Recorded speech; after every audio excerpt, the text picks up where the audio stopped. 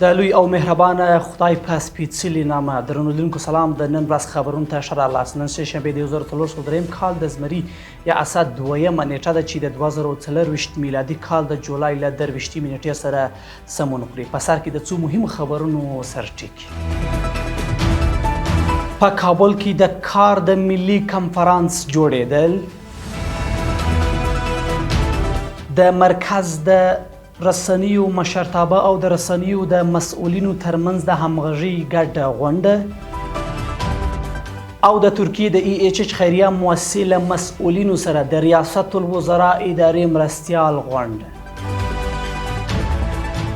زه زلمی عزیزی یم. دا هم بشپړ خبرونه. د افغانستان اسلامي امارت رئیس الوزرا ملا محمد حسن اخوند کابل کې د کار ملي کنفرانس ته په استول شوي پیغام کې ویلي چې هیوادوالو ته د غوره کاري فرصتونو رامنځته کول او د هغوی ستونزو ته رسیدنه د اسلامي امارت له لومړیتوبونو څخه ده. رئیس الوزرا ملا محمد حسن اخوند په دې پیغام کې د افغانستان له خصوصي سکتور څخه غوښتي چې په افغانستان کې خپلې پانګونې لا پراخه کړي او له اسلامي امارت سره په ګډه د فقر او بیکارۍ سره مبارزه وکړي. په بل خبر کې همداراز د ریاست الوزرا سیاسي مرستیال مولوي عبدالکبیر د کار ملي کنفرانس کې د تیرو حکومتونو ناکامه پلانونه، دوامداره جګړه، اشغال، د معیاري کار ځواک نشتون، تیر کې د اقتصادي او جرمي مافیا شتون او غوره مارکیټ ته د کورنیو تولیداتو د لاسرسي نشتون په هیواد کې د بیکارۍ اصلي او عمده لاملونه یاد کړي.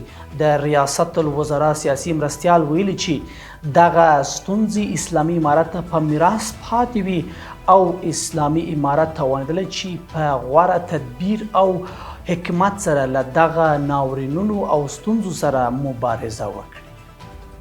او بل خبر کې تیره ورځ د رسنیو مرکز د رهبري او د رسنیو د مسؤلینو ترمنځ د امارتي ادارو د یو کلنو لاسته راوړنو د تشریح پروګرام په پراخ خبري پوښښ په موخه د همغږۍ ناسته ترسره شوه.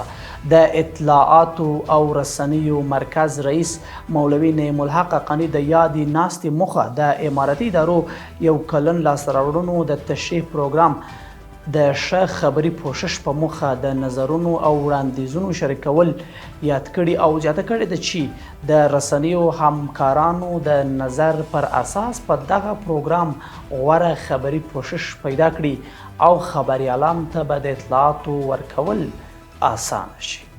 او په وروستۍ خبر کې د ریاست الوزرا ادارې مرستیال مولوي عبدالسلام حنفي د ترکیې هیواد د EHH خیریه مؤسسې له مسؤلینو سره کتلي دي. د یادې مؤسسې رئیس سلیمان اپلي او مسؤلین ویلي چې دوی اوس مهال بزګرانو ته د اصلاح شوي تخمونو د ویش او له یتیمانو بېوزلو سره د مرستو په برخه کې فعالیت کوي او راتلونکي کې به خپل بشپړ پلان فعالیتونه لا پراخه کړي. ورته مهال د ریاست الوزرا ادارې مرستیال مولوي عبدالسلام حنفي د یادې مؤسسې د کړنو په ستاینې سره ویلي چې ترکیه او افغانستان په دیني، فرهنګي، اقتصادي او سیاسي برخو کې اوږدې او تاریخي اړیکې لري او هیله ده چې دا اړیکې لا پراختیا او پیاوړتیا ومومي.